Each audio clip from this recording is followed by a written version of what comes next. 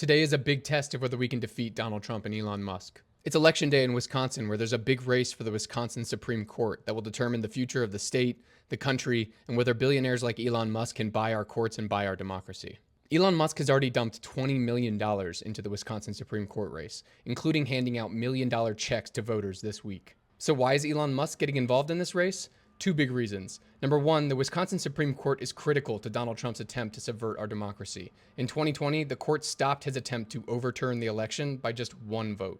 Number two, he's got a financial stake in this race. In January, Tesla launched a lawsuit in the state of Wisconsin over their ability to sell cars in the state. That lawsuit is likely to make it to the Wisconsin Supreme Court. Days after they launched the lawsuit, Musk began spending in the Wisconsin Supreme Court race. On top of that, this court will determine the future of abortion rights, voting rights, workers' rights, and whether Wisconsin will have fair voting maps in their upcoming elections. But maybe most importantly, this race will determine whether we can assemble an opposition to defeat Trump and Musk.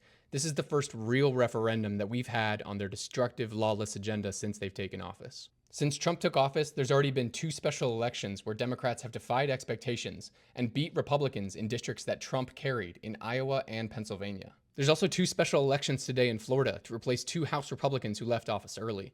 Trump carried both of these districts by a lot, but in at least one district, the Democrat is actually polling within the margin of error. And last week, Trump pulled the nomination of Congresswoman Elise Stefanik to be UN ambassador so that they could protect her seat and the very narrow House majority that Republicans have. Trump, Musk, and Republicans are terrified that there's real opposition building to their destructive agenda.